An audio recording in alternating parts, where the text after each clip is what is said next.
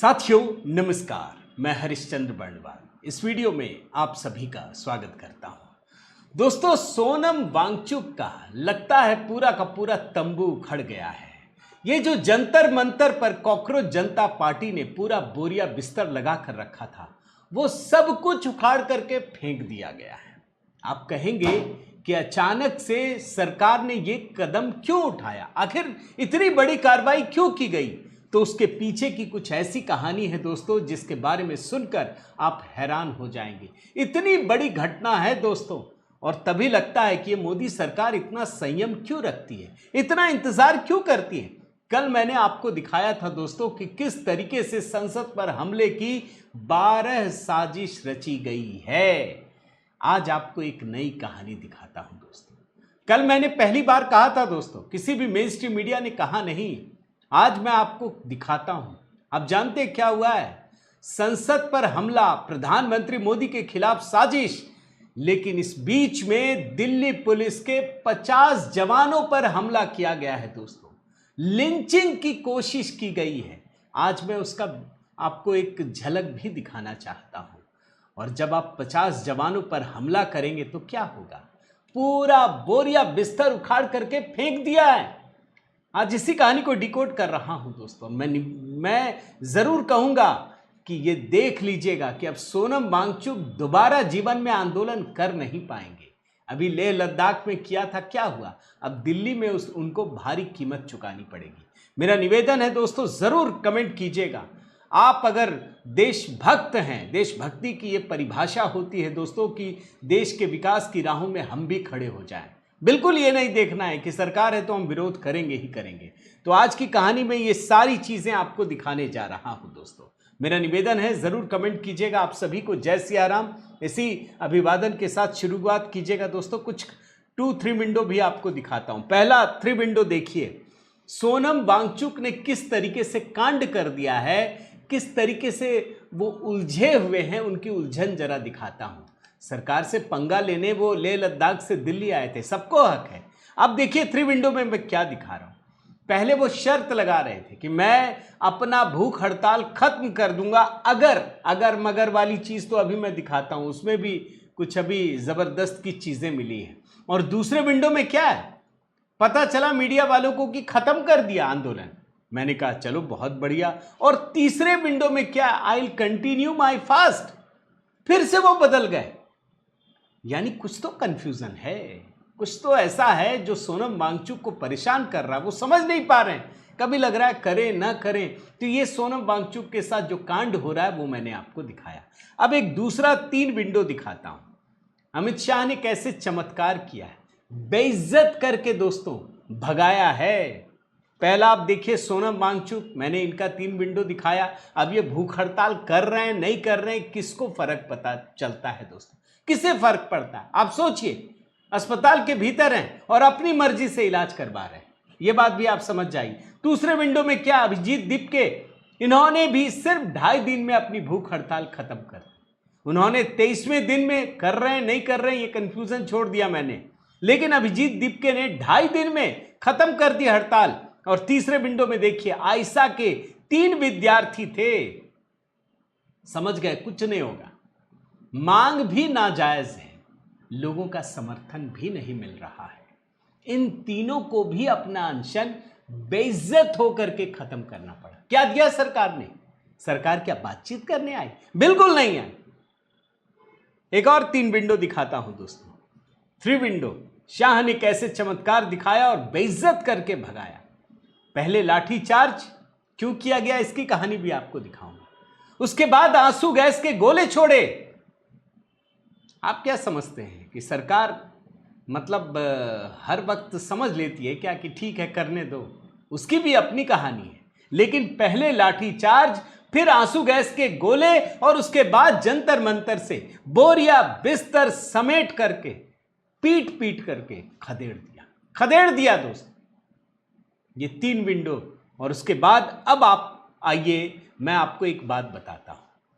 ये लोग अक्सर तुलना करते हैं। जब ये आंदोलन कर रहे थे ना, तो इनको लग रहा था कि बस बड़ा अच्छा मौका है। पिछली बार अन्ना हजारे का आंदोलन हुआ था, अभी केजरीवाल कह के भी गए थे कि जब हम पिछली बार रामलीला मैदान में आए थे, जंतर मंतर पर आए थे, उसके 3 साल बाद सरकार चली गई, हम खड़े हो गए, अब फिर 3 साल बाद सरकार चली जाएगी। दोस्तों सच्चाई ये है, और मीडिया वाले भी जानते हैं, आम लोग भी जानते हैं कि आप चले थे अन्ना हजारे बनने, आपको कुछ नहीं मिला, कुछ भी नहीं, सिवाय नाकामी के कुछ नहीं मिला। मैं आपको दिखा चुका हूं दोस्तों एक वीडियो में, शायद मेरे ख्याल से सैटरडे का वीडियो था, जिसमें मैंने आपको दिखाया था। आप भूल तो नहीं गए कि भाई ये मुद्दा क्या था? विद्यार्थियों का मुद्दा था। मुद्दा बदल के सोनम वांगचुक हो गए, फिर उनकी सेहत हो गई, फिर कुछ और हो गया। ये कौन सा विद्यार्थियों का मुद्दा है? इसीलिए ये अन्ना हजारे बनने की कोशिश तो कर रहे थे, लेकिन बुरी तरह से नाकाम हो गए। क्यों नाकाम हुए ये भी समझना जरूरी है। सरकार में बहुत पेशेंस है दोस्तों। मोदी सरकार की एक सबसे बड़ी ताकत जानते क्या है? अगर मुझसे कोई पूछेगा, और सिर्फ मोदी सरकार की बात नहीं कह रहा हूं, प्रधानमंत्री नरेंद्र मोदी के व्यक्तिगत जीवन की सबसे बड़ी ताकत उनका संयम है। वो इंतजार करते हैं, वो अच्छे समय का, सही समय का इंतजार करते हैं। कुछ गलत चीजें हो भी रही होती है ना, तो उसको समय देते हैं। जब वो समय देते हैं तो क्या होता है जानते हैं? जो उसकी कमियां हैं ना, वो निकलने लगती है। वो जो चाहता है वो तो छोड़ दीजिए, लेकिन उसके अंदर का जो सारा अवगुण है ना, वो भी दिखने लगता है। अब देखिए इस आंदोलन में क्या हुआ, कल आपको सब कुछ दिखाया। पत्थर चले हैं। आप जानते हैं कितने दिल्ली पुलिस के जवान घायल हुए? 50 पुलिसकर्मी, 50 से ज्यादा, दिल्ली पुलिस के 50 से ज्यादा जवान घायल हो गए। और उसके बाद ये जो सारी चीजें दिखा रहा हूं ना, ये तो बाद में कहानी आती है ना। क्या पुलिस वालों के परिवार नहीं होते? क्या दिल्ली पुलिस के जवान इंसान नहीं होते? आप उसको मारेंगे क्या? इनको घायल अवस्था में अस्पताल में भर्ती कराया दोस्तों, अस्पताल ले जाया गया और अलग अलग स्तर पर इनका इलाज चल रहा है। सुरक्षा भारी भरकम तरीके से बढ़ा दी गई है। और आपको मैं बताऊं, रात भर जो साजिश रची गई है ना, सरकार की एक एक चीज पर नजर है। जो कुछ रात में हुआ है, अब तो बहुत सारे स्टेक होल्डर हो गए, पॉलिटिकल पार्टीज, अलग अलग पार्टियों की अलग अलग इच्छाएं, आकांक्षाएं, ये जितने लोग इसमें लगे हुए हैं, उन लोगों की अपनी कहानियां मैं जरा आपको दिखाता हूं दोस्तों। एक पुलिस वाले का वीडियो मैं दिखाऊंगा नहीं, क्योंकि यूट्यूब में अपना गाइडलाइंस है। और मेरा आप जो ट्विटर हैंडल है दोस्तों @HC बंडवाल, उसमें जाइएगा। ये वीडियो मैंने उसमें डाल दिया है, रिट्वीट कर दिया है, जो मैं आपको दिखा रहा हूं नुपुर शर्मा का। इसमें जानते हैं क्या है वीडियो? आप हैरान हो जाएंगे। इस वीडियो में लिंचिंग की कोशिश की जा रही है। ये जितने कॉकरोच है ना, कॉकरोच अच्छी जगह कहां होते हैं भाई? ये तो नाम ही गलत रखा है। एक पुलिस वाले पर टूट पड़े हैं, मार डालने की कोशिश हो रही है, साजिश चल रही। लिंचिंग किसकी? दिल्ली पुलिस की। मार डालेंगे। आप सोचिए, यह आंदोलन नहीं है, यह विद्यार्थियों के लिए आंदोलन तो कतई नहीं है दोस्तों। मैंने एक एक फ्रेम देखा है, किस तरीके से टूट पड़े हैं, मार रहे हैं। एक और आपको दिखाता हूं दोस्तों, यह खबर देखिए क्या लिखा है। नीट पेपर लीक पर संसद मार्च में बवाल, पत्थरबाजी में दिल्ली पुलिस का सब इंस्पेक्टर घायल हो गए। इनसे पूछा गया क्या कर रहे थे, कैसे हो गया? बोले हम बैरिकेड्स के पास खड़े थे, उसी दौरान उनकी तरफ से पत्थरबाजी की गई और वो घायल हो गए। किसी का सर फटा है, किसी के हाथ में चोट लगी है। क्या इंसान नहीं है? ऐसे ही नहीं भगाया गया दोस्तों। अब जब पुलिस वालों पे हमला करेंगे तो पुलिस वाले छोड़ देंगे क्या?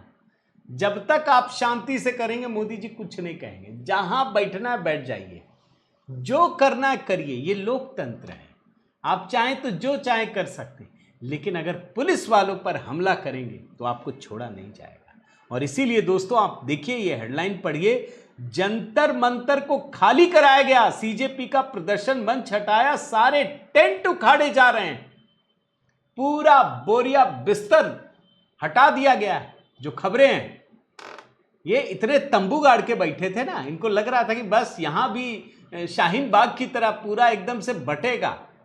और किसान आंदोलन भी देखा है, सीएए प्रोटेस्ट, सब कुछ देखा है। इनको लगता है बस यहां पर तो काजू किशमिश बादाम मिलेगा, सब कुछ मिलता है, सारी सुविधाएं मिलती हैं।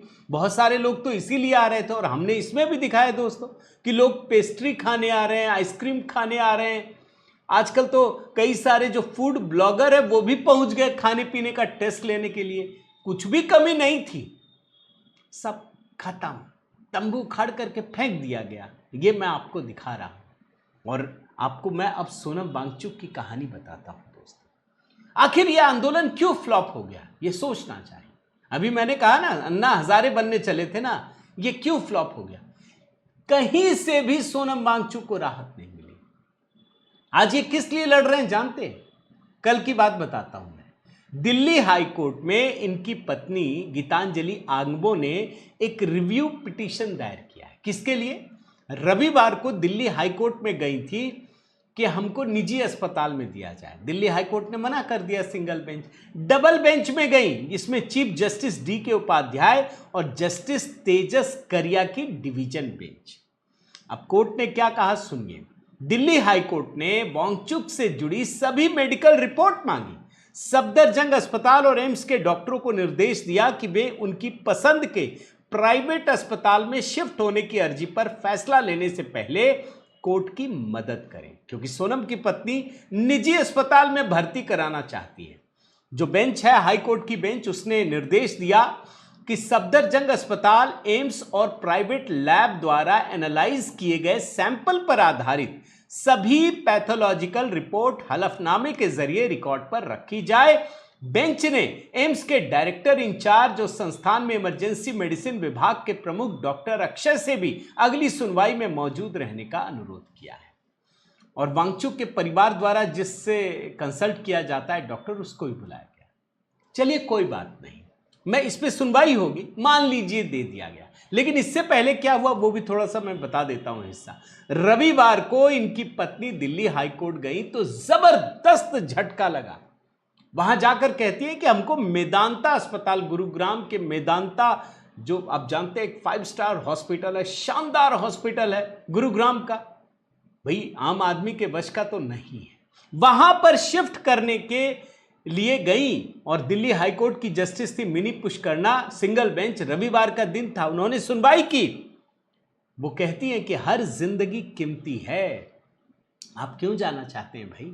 सरकारी डॉक्टर हैं, जिम्मेदारी है, आपको मिलने की अनुमति है। वांगचुक की पत्नी और भाई को 24 घंटे उनसे मिलने की अनुमति है। बगल में एक कमरा भी दे दिया गया। कपिल सिब्बल क्या तर्क देते हैं जानते हैं? मैं आपको बताता हूं। कपिल सिब्बल ने यह तर्क दिया कि सोनम वांगचुक को उनकी इच्छा के विरुद्ध रखा गया, यह असंवैधानिक है, मेदांता में इलाज की अनुमति दीजिए। इसके बाद बहुत सारी, सिब्बल ने अदालत से क्या कहा सुनिए। हमने मेदांता अस्पताल से बात कर ली है, वहां एम्बुलेंस भी तैयार है। हमारी सिर्फ इतनी सी मांग है कि उन्हें डिस्चार्ज कर दिया जाए ताकि वो अपनी पसंद के अस्पताल में इलाज करा सके। अब दिल्ली हाईकोर्ट ने क्या कहा वो भी सुन लीजिए। सोनम वांगचुक की मेडिकल कंडीशन को देखते हुए उन्हें सफदरजंग अस्पताल में शिफ्ट करना मनमानी नहीं कहा जा सकता। यह देखा गया है कि वांगचुक के खिलाफ कोई जबरदस्ती नहीं की जा रही है, उनके शरीर की आजादी का उल्लंघन नहीं किया जा रहा है। सोनम वांगचुक को मेडिकल स्टाफ के साथ सहयोग करना चाहिए। और जब यह सुनवाई हो रही थी ना, तो एम्स के डॉक्टर भी अस्पताल पहुंचे, पूरी सुनवाई हुई दोस्तों। और तब जाकर हाई कोर्ट के सिंगल बेंच ने कहा कि बिल्कुल नहीं, सफदरजंग अस्पताल में ही सुनवाई होगी। अब आप सोचिए किस लिए लड़ रहे हैं? पहले विद्यार्थियों के लिए लड़ने आए, फिर सोनम वांगचुक के लिए, फिर सोनम वांगचुक कब खत्म करें इसके लिए लड़ रहे हैं। अब लड़ रहे हैं कि निजी अस्पताल जाया जाए। अब ये निजी अस्पताल चले भी जाए तो होगा क्या? सरकार को क्या लेना देना? अरे भाई, सरकार को बस आपका जीवन बचाना है, आपको खत्म नहीं होने देना है, यही सरकार की मंशा है। यानी सोनम वांगचुक किस तरीके से फंस गए, इस बात को समझिए। अच्छा, सोनम वांगचुक एक और मामले में फंस गए दोस्तों, ये भी आपको दिखा देता हूं। आप हेडलाइन पढ़िए, समझ में आ जाएगा। बीबीसी की हेडलाइन है, सोनम वांगचुक के अनशन खत्म करने की शर्तों को लेकर क्यों उठ रहे हैं सवाल। दरअसल सोनम वांगचुक ने कहा कि हम 3 शर्तों पे अनशन खत्म कर देंगे। ये लिखा है, चिट्ठी लिखी है। क्या क्या है जरा सुनिए। कि सरकार प्रश्न पत्र लीक होने जैसी घटनाओं समेत शिक्षा व्यवस्था की हाल की नाकामियों का जिम्मा लेती है, सुनते रहिएगा। दूसरा, राजनीतिक दल संसद में इस मुद्दे को उठाने का भरोसा देते हैं। तीसरा, अलग अलग दलों के सांसद और नेता अस्पताल आकर उनसे मिलकर आश्वासन देते हैं तो वो अनशन खत्म कर देंगे। इसमें शिक्षा मंत्री की चर्चा ही नहीं है। धर्मेंद्र प्रधान के नाम की चर्चा तक नहीं है दोस्तों। अरे भाई, आंदोलन किस लिए किया था? धर्मेंद्र प्रधान का इस्तीफा मांग रहे थे ना। अब आप आइए प्रदर्शनकारियों का। कल दोस्तों कारियों की एक टीम केंद्रीय स्वास्थ्य मंत्री जेपी नड्डा से मिलने जाती है। उन्होंने 3 मांग क्या रखी, जरा वो भी सुनिए। पहली मांग, सामाजिक कार्यकर्ता सोनम वांगचुक को अस्पताल से तत्काल रिहा कर दिया जाए। अरे भाई, कहां से चले थे, कहां पहुंच गए? यह आपकी पहली मांग है कि सोनम वांगचुक को अस्पताल से रिहा कर दिया जाए? अरे ये तो ट्रंप वाली हालत हो गई भाई, कि पहले ईरान से लड़ लिए और जब समझौता हुआ तो गदगद हो गए कि हमने हॉर्मुज स्ट्रेट खुलवा दिया। अरे हॉर्मुज स्ट्रेट तो पहले से ही खुला हुआ था। दूसरी मांग, केंद्रीय शिक्षा मंत्री धर्मेंद्र प्रधान को हटाया जाए। और तीसरी मांग, जिन बच्चों ने आत्महत्या की है उनके परिवारों को 1-1 करोड़ रुपया मुआवजा दिया जाए। यानी सोनम वांगचुक की मांग अलग है, ये प्रदर्शनकारियों की मांग बिल्कुल अलग है। और मैं तो आपको दिखाया हूं कि कश्मीर का नेता आता है तो 370 मांगता है, महाराष्ट्र का नेता आता है कुछ और मांगता है, सबकी मांगे अलग अलग है। लेकिन जेपी नड्डा जी ने दोस्तों कल एक ट्वीट किया, देख लीजिए। आज पहली बार प्रदर्शनकारियों की ओर से सरकार के साथ बातचीत करने का प्रस्ताव आया। सुबह 11:50 बजे से ही हमारी बातचीत जारी है। सौहार्दपूर्ण वातावरण में मुलाकात हुई, मौखिक चर्चा हुई और 4 बजे मुझे लिखित याचिका दी गई। मैंने सभी प्रदर्शनकारियों से अनुरोध किया है कि वे अपने धरने को समाप्त करें और सामान्य स्थिति बहाल करने में प्रशासन की मदद करें। लेकिन एक बात आपको मैं जरूर कहना चाहता हूं दोस्तों, कि आखिर शाह ने इतनी चालाकी कैसे कर, कैसे इनका बोरिया बिस्तर समेट दिया, ये कहां पहुंच गए? और उसकी कहानी दोस्तों दिल्ली पुलिस के कमिश्नर से शुरू होती है। सतीश गोलचा कमिश्नर थे, जानते हैं। शुक्रवार सुबह एक कार्यक्रम में थे, दिल्ली के पर्यावरण मंत्री मनजिंदर सिंह सिरसा के साथ पेड़ पौधा लगाने का कार्यक्रम था। अचानक से पता चला कि दिल्ली पुलिस का तो कमिश्नर ही बदल गया। ये सतीश गोलचा को हटा दिया गया, नया कमिश्नर बन गए अनुराग कुमार। ये कमिश्नर बनते ही दोस्तों तुरंत एक्शन मोड में आ गए। ये कमिश्नर बनते हैं, वरिष्ठ अधिकारियों के साथ बैठक करते हैं और खींच करके उसी सोनम वांगचुक को जंतर मंतर से सीधे अस्पताल में भर्ती कर देते हैं। और ऐसी प्लानिंग सफेद चादर की, आप सोचिए भाई, ये सारे लोग क्या करते हैं? फोटो खींचते हैं। भाई किसी भी आंदोलन का एक चेहरा होता है, वो चेहरा ढूंढ रहे थे। चेहरा कैसे? एक अच्छा फोटो होना चाहिए। अब सोचिए, सोनम वांगचुक को खींचते हुए ले जाए, सोनम वांगचुक एकदम मरणासन स्थिति में, बोले नहीं जाएंगे, पूरी दुनिया में हेडलाइन बन जाती। इन्होंने तैयारी की, पूरा सफेद चादर लेकर गए और कुछ ही मिनटों में उठा करके सीधे सफदरजंग अस्पताल में भर्ती कर दिया दोस्तों। और ये कमिश्नर जो है, पुलिस कमिश्नर अनुराग कुमार, अब भी एक्शन मोड में है दोस्तों। आप समझिए, रात भर इन्होंने मीटिंग की है, बातचीत की। ये दिल्ली पुलिस के लोग सोए नहीं थे, वो भी तत्परता से काम कर रहे हैं। और ये जो सब कुछ कल चल रहा था ना, इसे लेकर गृह सचिव, दिल्ली पुलिस कमिश्नर ने बैठक की, आईबी चीफ भी मौजूद थे। अब ये मामला पूरा ठंडा हो चुका है। अब इसको गरमाए कैसे, ये तो गजब हो गया। अब आपको मैं छोटी छोटी चीजें दिखाता हूं। कांग्रेस अध्यक्ष खड़गे एकदम मैदान में कूद आए, अभी तक कुछ नहीं किया, अब इनको लग रहा है। देखिए होता क्या है दोस्तों, सरकार के प्रति गुस्सा तो होगा, ये मैं भी मानता हूं। गुस्से को आप एक अच्छे रूप से प्रस्तुत करते तो सरकार पे असर पड़ता। सरकार पे वैसे असर पड़ ही गया, तभी तो इतने अच्छे ढंग से कराया गया। लेकिन जब आप गलत तरीके से मुद्दे को उठाते हैं तो जो लोगों का रोष है वो खत्म हो जाता है। फिर उसे लगता है कि भाई सरकार ही अच्छी है, ये लोग खराब है। अब तो वो हाल हो गया। अब कांग्रेस पार्टी उठ रही है, समाजवादी पार्टी, ये भी लगातार देखिए आप, ये डिंपल यादव के नेतृत्व में सपा सांसदों का संसद से जंतर मंतर कूच, इसी तरीके से सारी पार्टियां कर रही हैं। अब कुछ नहीं होगा। और इसको और गर्माहट पैदा करने के लिए दोस्तों, पंजाब से किसानों का एक जत्था भी रवाना हो गया। अब वो कह रहे हैं कि हम कुछ और करेंगे। जानते हैं क्या करेंगे? वो बोल रहे हैं कि अमेरिका के साथ जो आपने फ्री ट्रेड एग्रीमेंट किया है वो हमको नहीं बताया, इसके लिए धरना प्रदर्शन करेंगे। अब बताइए कैसे माहौल गरमाया जाता है, ये इनसे सीख सकते हैं। भाई हमको भी नहीं पता, फ्री ट्रेड एग्रीमेंट हो गया क्या? कहां है? कोई चिट्ठी मिली क्या? कुछ भी नहीं हुआ। अरे वहां सुप्रीम कोर्ट ने खारिज कर दिया, भारत सरकार ने कहा कि जो बातचीत हो रही है उसको रिव्यू करेंगे हम। बातचीत को कोई एग्रीमेंट नहीं हुआ। और आप देख लीजिए, ये किसान आंदोलन करेंगे। सोचिए, नियत सोचिए दोस्तों। मैं तो एक और खबर देख रहा था, दिल्ली मार्च से पहले ये चढ़ूनी, ये भारतीय किसान यूनियन के चढ़ूनी के राष्ट्रीय अध्यक्ष है गुरनाम सिंह चढ़ूनी, ये भी आ रहे थे। फिर कहीं इनको गिरफ्तारी भी हो गई है और फिर ये पूरा मार्ग अवरुद्ध करके बैठ गए।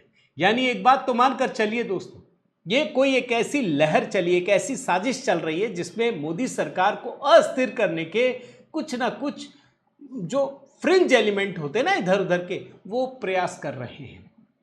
अब सरकार को देखना है, लेकिन मैं मानता हूं दोस्तों कि बहुत ही बारीक नजर रखनी होगी, वरना जरा सी चूक इस सरकार को बदनाम कर सकती है। ये बात आप ध्यान में रखिएगा। उम्मीद करता हूं दोस्तों ये वीडियो आपको जरूर पसंद आया होगा। मैं मानता हूं कि अभी सरकार ने जो काम किया पिछले 2-3 दिनों में, वो एक सराहनीय प्रयास है। उन्होंने मौका दिया, ये गलती कर गए, और आज इन्हीं का जो भरपाई है ना, वो इनको चुकाना पड़ रहा है। तो आप बने रहिए दोस्तों, कमेंट ज़रूर कीजिएगा, लाइक कीजिए, शेयर कीजिए। अगर आपने सब्सक्राइब नहीं किया है तो ज़रूर कीजिए। HB शॉर्ट्स के भी वीडियो दोस्तों आप ज़रूर देखिएगा। बहुत बहुत धन्यवाद। जय सिया राम।